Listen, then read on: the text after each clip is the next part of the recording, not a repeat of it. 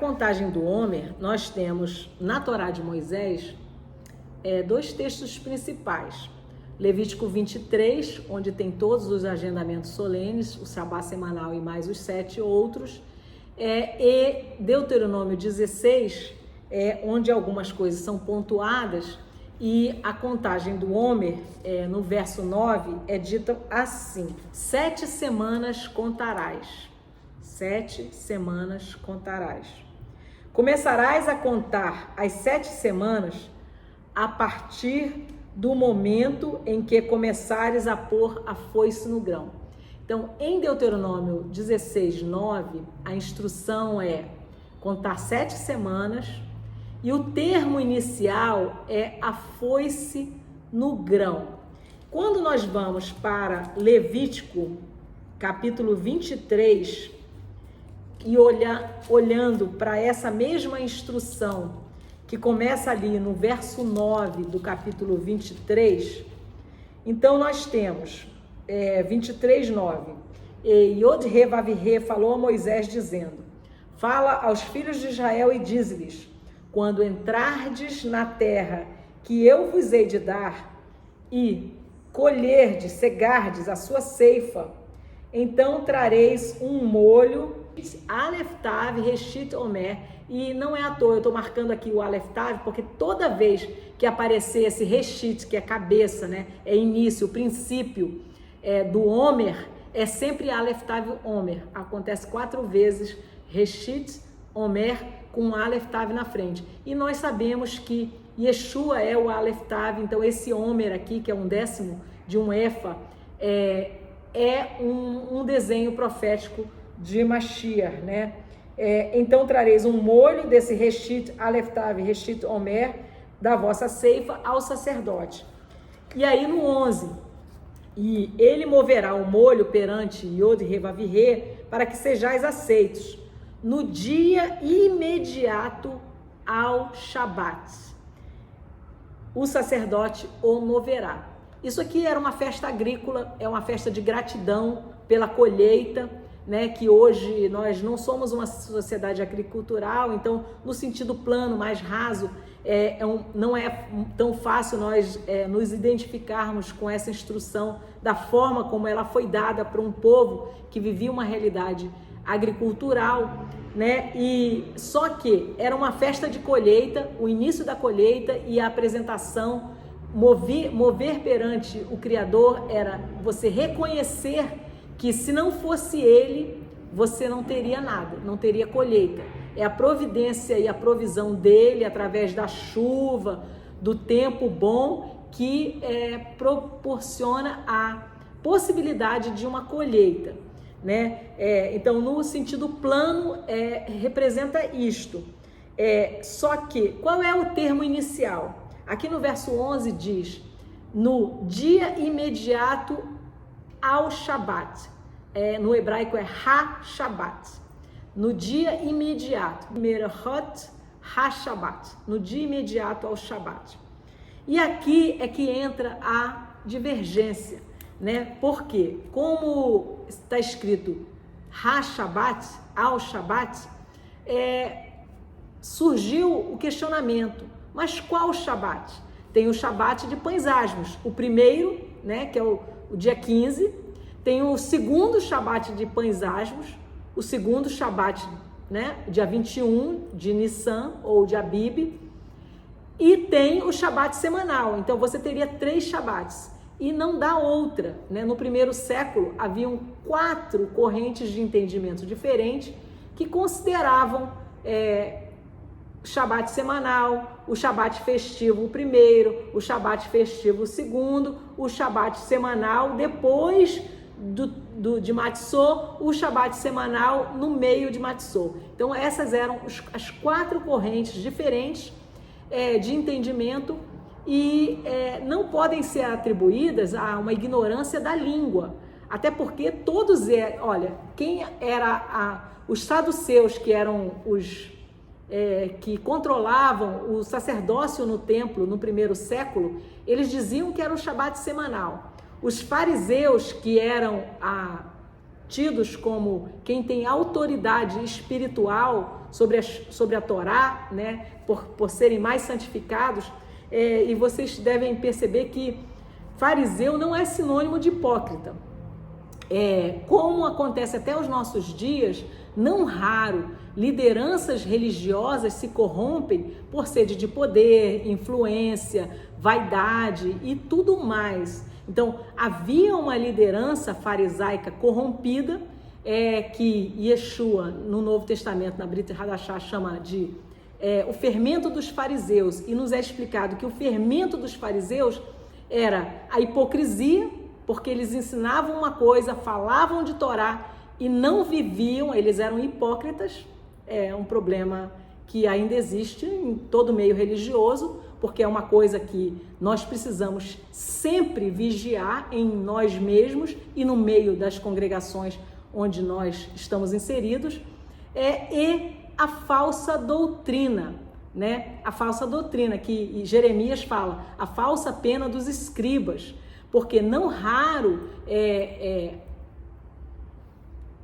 digamos assim, interpretações são sobrepostas ao texto de uma forma explicitada ou não. Por exemplo, se você vai para um Sidur, que é um livro de oração, que os rabinos e essa corrente judaica majoritária hoje, que entende o 16º dia de Nissan, o marco como o primeiro Shabat festivo, eles pegam esse versículo aqui e eles substituem a palavra Ha-Shabat por Yom Tov, Shabat festivo, dia bom, dia festivo, né? E não está escrito isto, né? E alguns dizem, não, a gente faz porque eu já vi justificativa rabínica dizendo, inclusive, que haveria uma autorização na Torá para isso, quando Deus diz lá em Deuteronômio 30 que a Torá não está no céu. Então, se não está no céu, são os rabinos ou sacerdotes, né? Hoje os rabinos se acham sacerdotes, embora não sejam, né? Na verdade, não existe mais sacerdote tal qual havia, o sacerdote levita, né? E nós somos chamados a sermos esses manejadores, como um sacerdote deve ser. Conhecer a Torá, entender a Torá, julgar tudo através da Torá, primeiro a si próprio, a sua vida, e instruir outros a partir da Torá. Isso é a função do sacerdote, né? Que está ensinada na Torá.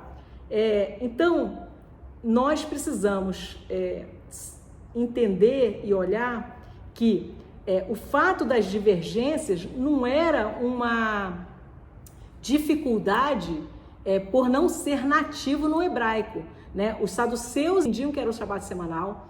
Os caraítas, que são os judeus que rejeitam a lei oral, o Talmud, até hoje existem caraítas, eles aceitam só o texto, né? Alguém me disse que seriam equivalentes aos samaritanos, que rejeitariam os profetas. Eu fui pesquisar, eu não confirmei essa informação, ao contrário, eu li que os caraítas aceitam a Torá e os profetas, né? Sim, só que eles são adeptos da escritura sem essa acréscimo da lei oral como algo que deve ser imposto e estudado.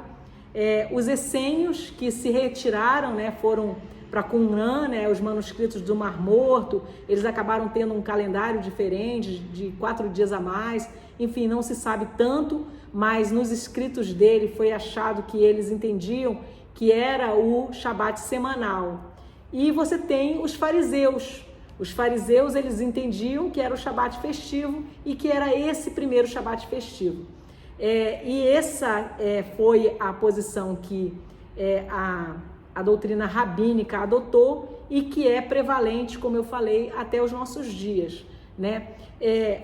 Então, nós temos 4 correntes e a dificuldade não é com não ser nativo em hebraico. A questão é você analisar o que está escrito e cada um nativo em hebraico, analisando, chegou a entendimentos diferentes.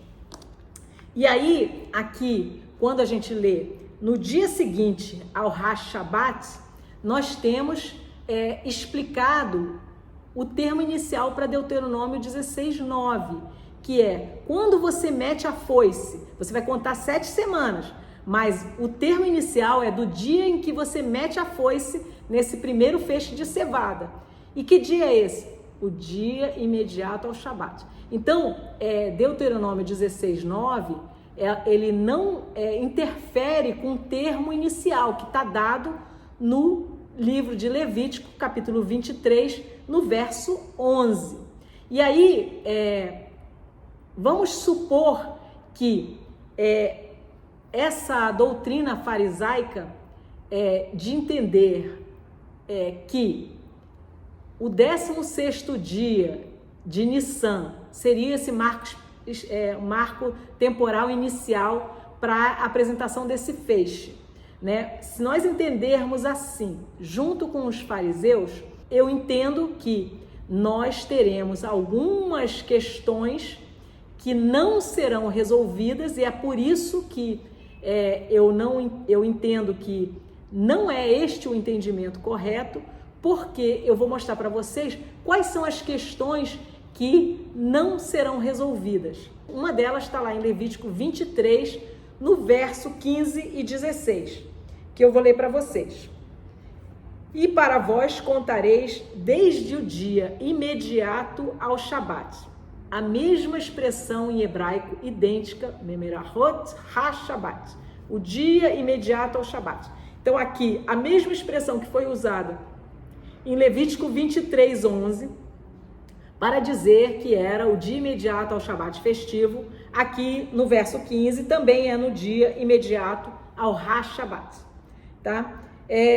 Contareis desde o dia em que trouxerdes o molho da oferta movida 7 Shabats completos. Alguns modificam aqui esse texto para colocar Shavua, que é semanas completas. Mas quando se lê semanas completas, não se está sendo fiel à Escritura, porque a Escritura, ela diz Shin Bet Tav, Shabat, 7 Shabats inteiros, completos.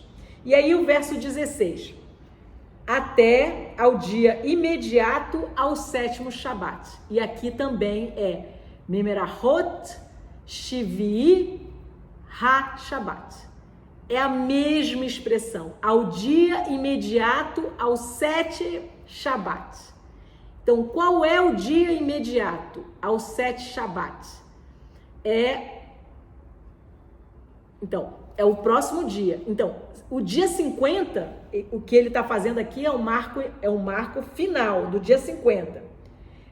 Até o dia imediato ao 7º Shabat, contarei 50 dias. Então, aqui, o marco final, dia 50. Só que no dia 50, você precisa ter, no dia imediato, um Shabat.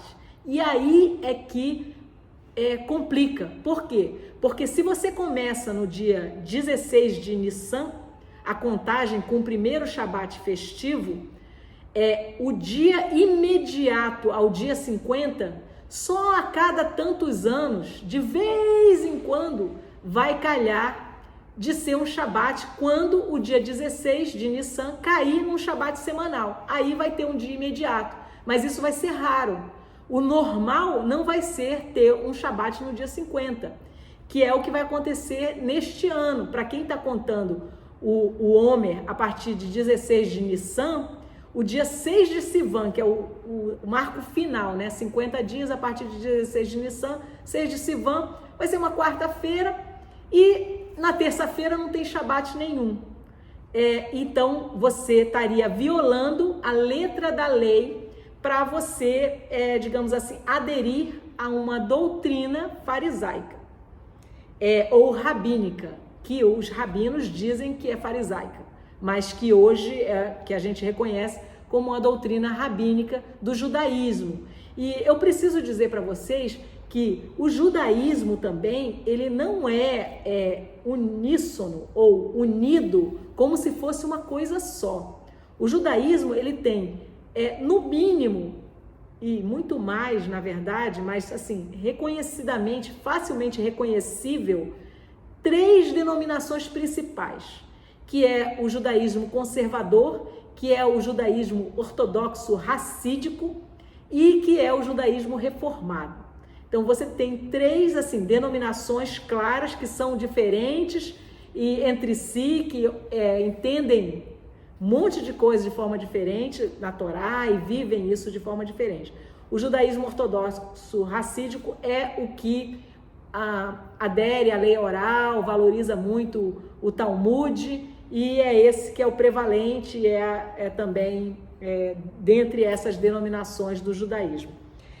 Então, esse seria, digamos assim, um problema não resolvido, porque você tem que negar o texto da lei, que é o dia imediato ao Shabat para terminar. E aí, na forma de contagem de 16 de Nissan, você não tem um Shabat no dia imediato. Mas se você considerar o Shabat como o Shabat semanal para o termo inicial, você sempre terá um Shabat no dia imediato ao termo final, que vai ser no primeiro dia da semana também. Então, você não teria uma dificuldade em fazer valer o que está escrito, a escritura, entendendo pelo Shabat semanal. Então, isso é uma das razões fortes, e pela simplicidade, literalidade, né, o mais plano, que você nunca deve negar, é o plano da escritura. Mesmo quando você vai atrás das interpretações nas camadas mais profundas, né, naquele pardês, né, Peshat é a primeira, literal, né, Remes, Drash e Sod, você nunca pode negar a literalidade. Yeshua não fez isso. Quando ele diz, não foi assim que Deus fez desde o início, homem e mulher os criou? Então, quando ele vai falar do divórcio, ele diz, olha, criou Adão e Eva, homem e mulher. Ele não nega a literalidade do texto nunca, tá? Então, isso a gente precisa atentar, porque isso é um problema, e que não é um problema menor, é um problema relevante. A outra questão que nós temos também é que, contando a partir de 16 de Nissan, nós violaremos essa regra dos 7 Shabats. Por quê? Porque de 16 de Nissan até 6 de Sivan, teremos 7 Shabatotes semanais, mas nós teremos um Shabat Yom Tov, que é o dia 21 de Nissan, o segundo Shabat, que é Yom Tov, que não é o Shabat semanal, de pães asmos, no dia 21 de Nissan. Se você contou o primeiro Shabat Yom Tov para o teu termo inicial, você não pode ignorar que este é um Shabat dentro do período de contagem, e o fato de haver mais um Shabat no período de contagem até o dia 50, transformaria esse teu intervalo em compreendendo 8 Shabats, o que seria uma segunda violação da letra expressa do texto de Levítico 23, de Deuteronômio 16, que para mim torna quem acolhe o entendimento rabínico, judaico-rabínico atual, né, teria que lidar com essas duas coisas que eu não vejo resolvidas, ao contrário, vejo problematizadas, né, e tendo que se distorcer o texto para acolher essa doutrina. Uma outra razão, e aí do ponto de vista só de raciocínio, é que se Deus não é de confusão, porque ele não é de confusão, e Paulo diz, olha, não deixa as coisas simples, né, de Mashiach, né, não deixando nunca as coisas simples de Mashiach, porque às vezes o ser humano ele gosta das complicações, das filosofias, né? Deus diz para nós contarmos. Se ele quisesse fixar Da mesma forma como ele fixou o dia 14, fixou o dia 15, fixou o dia 21, fixou o primeiro dia do 7º mês, fixou todos os outros agendamentos solenes. O único que ele não fixou, ao contrário, botou um termo inicial, foi Shavuot. Se ele quisesse fixar, qual seria a dificuldade dele fixar? Nenhuma. Se Deus não é de confusão, nós não podemos fixar para ele e não podemos entender que essa não fixação foi acidental, que Deus se descuidou, mas era para ser fixado, então eu vou fixar como se eu pudesse melhorar a escritura que Deus deu. Não posso e não devo, não há sabedoria nisso, e então essa é uma outra razão. Sendo um dia que a gente tem que calcular, portanto, móvel, porque de ano a ano o Shabat semanal dentro da semana de Matzot, ele vai variar a ponto de não ter nenhum dia, né? Por exemplo, dia 15, se for um Shabat semanal, o 16º dia vai ser um primeiro dia da semana, que vai coincidir tanto com o dia seguinte ao Yom Tov e ao dia seguinte ao Shabat semanal. Que pode ser o que aconteceu, por exemplo, em Josué 5:11, lá quando é narrado que eles comem a Páscoa, sendo que ali também, como não só é dado o 14º dia, em Josué 5, por exemplo, um judeu da Idade Média, Ibn Ezra, ele coloca lá, ele acrescenta a palavra grão velho, porque no cálculo dele, o dia que eles comeram e apresentaram o feixe, o molho da cevada nova, foi no 15º dia. E aí, como ele diz, no 15º dia não dá. Eles comeram a Páscoa e aí celebraram Matzot e comeram Páscoa e aí Matzot. Então, esse Ibn Ezra, apesar de hoje majoritariamente se interpretar que Josué 5:11 seria um sinal de que na primeira vez que eles entraram na terra, o dia em que foi apresentado o movido molho foi o 16º dia de Nissan, o que não é definitivo também, porque poderia ser exatamente que o Shabat Yom Tov cair num Shabat semanal, não se tem como saber, o fato é que não é esta a instrução, ali é só um exemplo.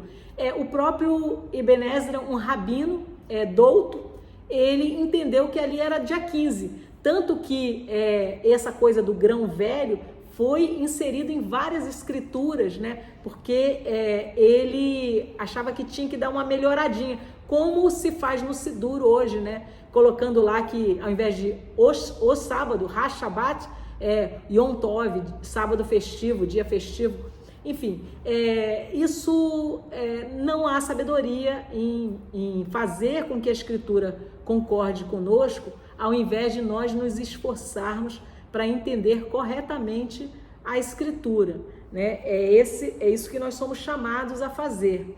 Então, eu entendo que o dia da contagem do Homer o dia imediato, o dia seguinte ou o dia imediato ao Shabat semanal, dentro da semana de Pães Asmos, será sempre o primeiro dia, um primeiro dia da semana, um domingo, portanto, e o último dia também um domingo, de forma que será, que facilmente a gente vê o texto se cumprindo de uma forma sem ginástica, que o 50º dia, o dia de Shavuot, será um dia imediato a um Shabat também. E aí nós temos a Brit Hadashah como a nossa melhor Midrash, ou interpretação autêntica, né?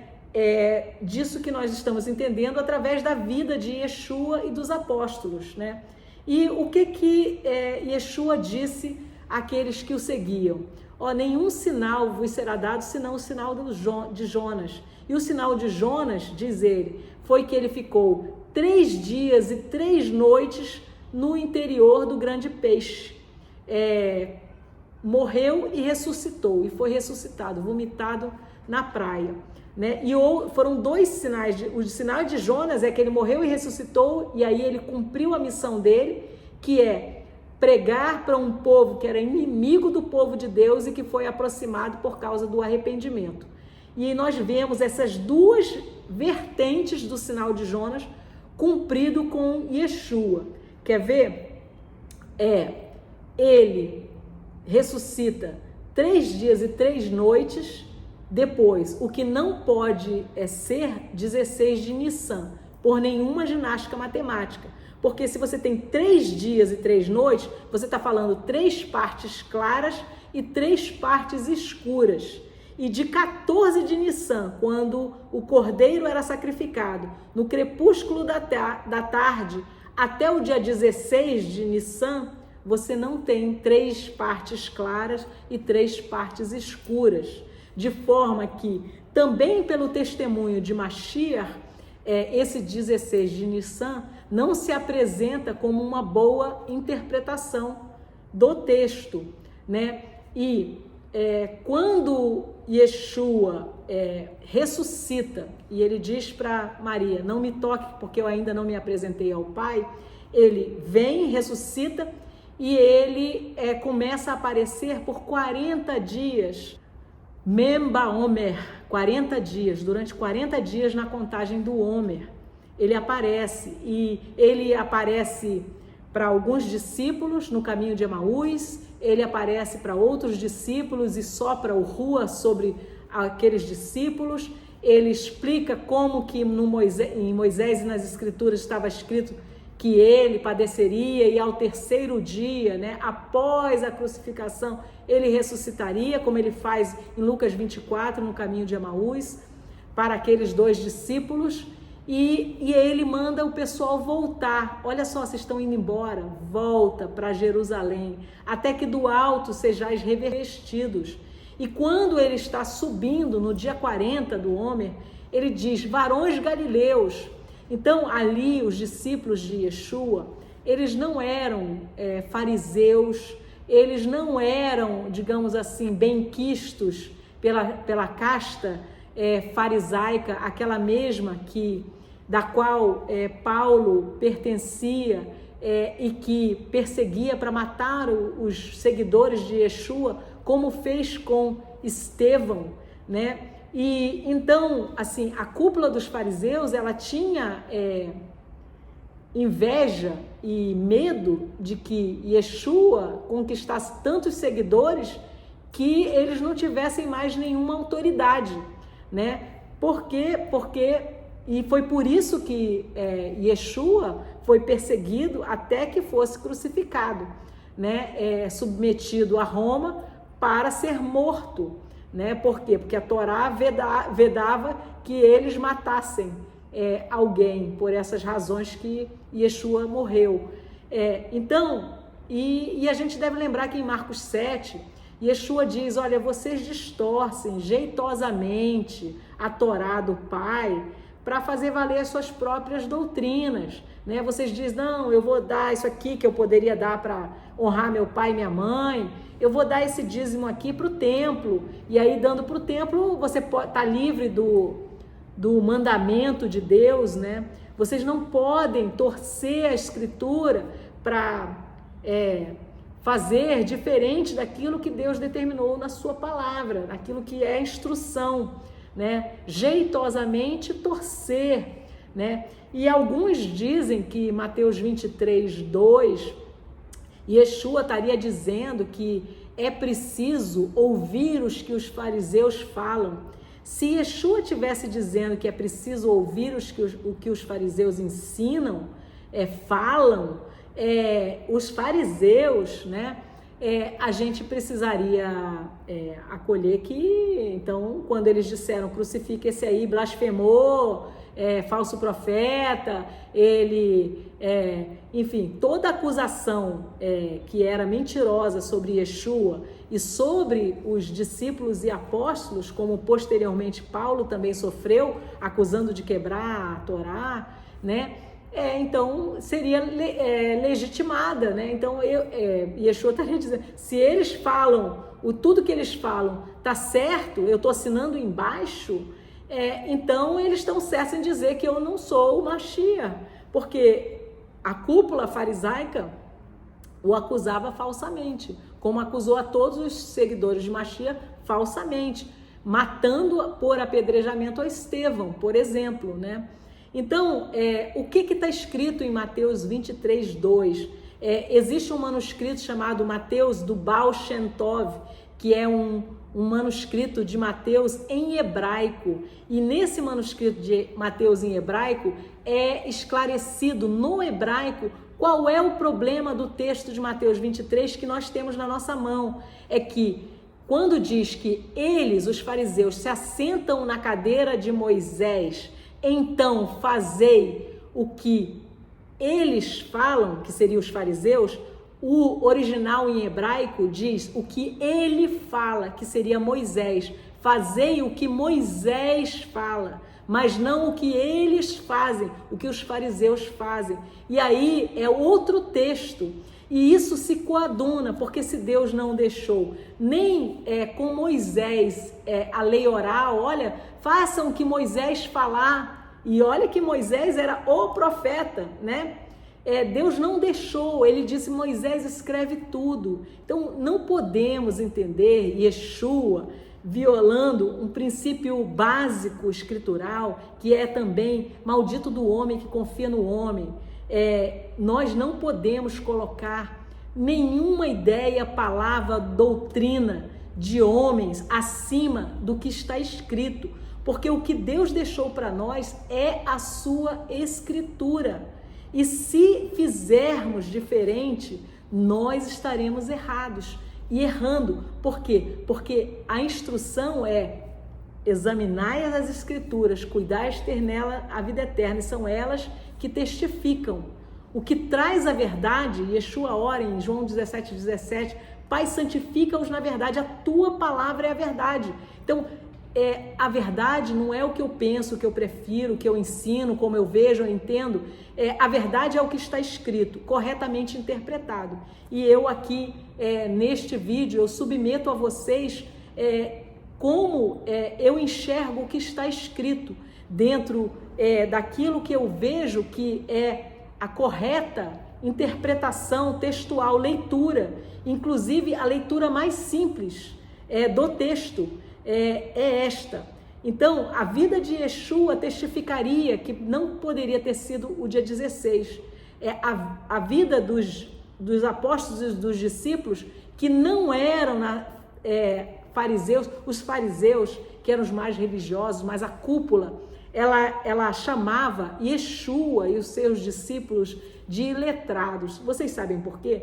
Não é porque eles não soubessem ler e escrever, né? Yeshua era mais douto na Torá do que todos eles juntos, né? E todo israelita que fosse temente a Deus, ele conhecia e manejava a Torá. Ele aprendia a ler e escrever na Torá, e os ciclos da Torá eram parte da vida deles. Nós temos um versículo em Deuteronômio em que uma vez por ano a Torá era para ser lida ao ouvido de todo o povo, homem, mulher, criança. Vejam lá. Então, não existia iletrado no sentido de analfabeto dentre o povo de Deus. Todos eles eram letrados na Torá.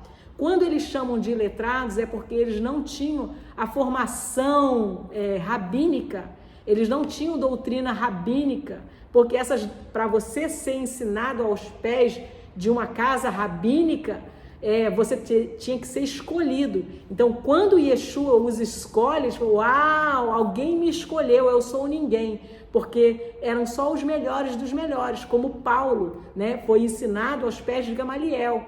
Então, Paulo, ele vivenciou tudo isso e teve que depois rejeitar para seguir Yeshua, e foi rejeitado gravemente também, quando ele passa a ser seguidor de Yeshua, e é falsamente acusado pelos fariseus de ir contra a Torá e os profetas. E ele diz lá, num dos capítulos de Atos, que jamais ensinei nenhum dos meus irmãos contrariamente a Torá e os profetas e tudo que eu recebi. Então era uma falsa acusação, tanto que lá nos últimos capítulos de Atos 28, se eu não me engano, ele vai ao templo, oferece o sacrifício para pagar voto de nazireado de alguns, para mostrar, olha, eu continuo ao templo fazendo as ofertas, os sacrifícios. Enquanto o templo existiu, todos os discípulos e os apóstolos iam ao templo. E a questão de Shavuot, né? Mas Shavuot é um dia, né? Um dia certo, e esse dia era determinado pela cúpula e dos fariseus, era eles que diziam o calendário do templo. Nós não temos dado aqui o calendário do templo, mas nós não podemos imaginar que, havendo um entendimento diferente entre saduceu, essênio, fariseu e possivelmente até os próprios discípulos de Yeshua, que eles estariam todos reunidos combinando, não, eu abro mão do meu dia, eu vou no teu. Nada impede de que eles fossem ao templo, até porque Shavuot é também uma época, da mesma forma que Pessach inclui toda a semana de Matzah, de pães asmos, Shavuot também é todo esse tempo de contagem do Homer. E diz no livro de Atos, no capítulo 2, no capítulo 3, no capítulo 5, que eles se reuniam e eles estavam em uníssono, como um só corpo, unidos nas orações, na leitura da palavra, comparecendo todos os dias ao templo. Eu vou ler esse versículo para vocês, e no Pórtico de Salomão, enfim, não quer dizer que no dia em que houve o envio do Espírito Santo, que eles sabiam, os seguidores de Yeshua sabiam exatamente que dia era esse, independente dos fariseus saberem ou não, mas os seguidores de Yeshua sabiam, porque Yeshua foi assunto aos céus no dia 40 do Homer, e eles continuaram contando os 10 últimos dias, até que finalmente houve esse batismo no Espírito Santo, né? Em Atos 5,12 diz assim: e pelas mãos dos apóstolos muitos sinais e maravilhas eram feitos entre o povo, e estavam todos unanimemente no Pórtico de Salomão. Então, assim, eles continuaram se reunindo no templo, indo ao templo. Nós temos isso também em outras passagens de Atos, capítulo 2, né? E tendo chegado o dia de Pentecostes, eles estavam todos concordemente em um só lugar. Todos quem? Aqui está narrado a vida, Atos dos Apóstolos e os Evangelhos, é a vida de Yeshua e dos seus discípulos, dos seus seguidores. Não é o que os fariseus viviam, né? Então, aqui, quem eram eles? Eram os discípulos de Yeshua. Eles estavam concordemente. Quem levanta para pregar? Pedro. Já tendo sido batizado com Ruach, né? Recebido o poder do alto, ele se levanta de uma forma ousada, e ele prega e 3.000 se convertem, que é um tikkun, uma reparação da morte de 3.000 com o bezerro de ouro lá no Sinai. Então você tem também uma coisa que algo aconteceu no Sinai que gerou morte, algo aconteceu aqui em Sião, no monte de Deus, que gera vida. Lá no deserto, 70 línguas diferentes, né?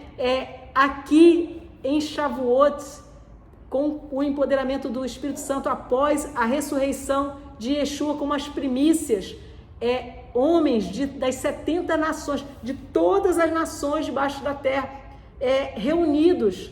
De novo, um povo que estava afastado. Eram israelitas, pessoas que conheciam. Sim, não era pagão que estava lá, que sabia da data festiva. Mas olha, não eram só judeus propriamente. Talvez alguns desses aqui, os judeus sequer considerassem como povo, como muitos deles não consideravam sequer os galileus, que eram a maioria dos discípulos de Yeshua, como judeus. Galileia dos gentios é o apelido daquela região onde Yeshua cresceu, em Nazaré, Natsar, né? Ele era nazareno, e pode vir coisa boa de Nazaré, diziam eles, sai alguma coisa boa de lá.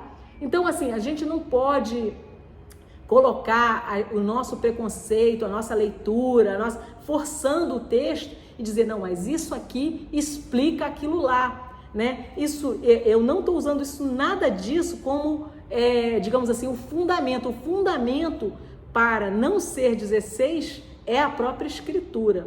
Tá? Isso aqui eu estou mostrando para aqueles que usam o discurso de autoridade, dizer, não, eles que sabem, eles sabiam, eles governavam o templo, era do jeito deles, todo mundo obedecia. Não é dado isso. Não vejo isso como um fato, né? Então, a gente tem aqui, olha, Atos 2, 7, diz assim: e todos eles estavam atônitos e maravilhavam-se, dizendo uns aos outros: vede, não são galileus todos estes que falam?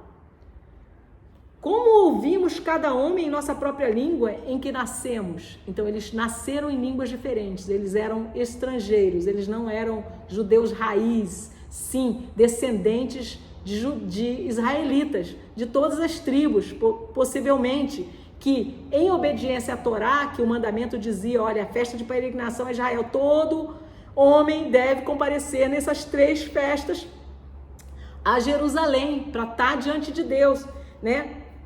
E cada um ouvia na sua própria língua. A maravilha, o sinal, não era falar. A maravilha, o sinal era ouvir. Ou seja, o desfazimento também daquele mal entendido. A reunificação, desde que da separação em Babel e agora a reunificação. O povo distante sendo aproximado, né? Então, partos e medos, elamitas e os que habitam na Mesopotâmia, a Judéia, a Capadócia, o Ponto e a Ásia, a Frígia, a Panfilha, o Egito e os estrangeiros, e as partes da Líbia, junto a Cirene, e os estrangeiros de Roma, judeus e prosélitos. Então, todo aquele que tivesse aderido ao Deus de Abraão, Isaque e Jacó, que tivesse o entendimento que precisava seguir esse Deus de Israel e que tivesse visto e ouvido Yeshua pregando, chamando ao arrependimento e tivesse recebido isso, vendo-o ressurreto e dizendo: ficai em Jerusalém até que vocês sejam revestidos do alto. Todos esses, qualquer um, de qualquer nacionalidade, né? Qualquer um, né? Como nós vemos, houveram romanos, Cornélio, centurião romano, que aceitou, enfim, qualquer um, da mesma forma que foi na saída do Egito, qualquer um que quis, ouviu a palavra, tomou para si e aceitou e saiu. Então, esse incluído. E continua no verso 11, diz: e cretenses e árabes, todos os ouvimos falar em nossas próprias línguas as obras maravilhosas de Deus, e todos se maravilhavam e estavam em dúvida, dizendo uns para os outros: o que significa isso? Então, esse desfazimento da confusão de Babel, a confusão das línguas, quer dizer, a reunificação do povo, né? Porque existe uma profecia em Sofonias 3, se eu não me engano 18, em que um dia essa única língua santa, Lashon Kodesh, vai ser restaurada a todo o povo de Deus. Nós teremos de novo uma só língua, né? Nos entenderemos na língua santa escolhida por Deus. Então, queridos, eu submeto isso à apreciação de vocês e digo que nenhum de nós devemos nos furtar, analisarmos por nós mesmos e discernirmos e escolhermos com temor e tremor seguir a palavra da verdade.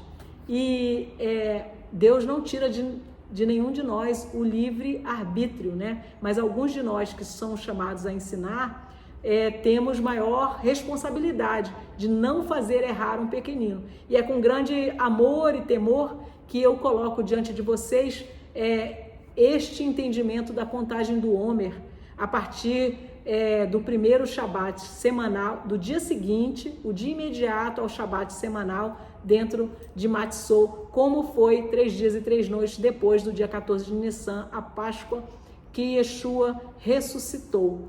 E assim eu me despeço dizendo Shalom.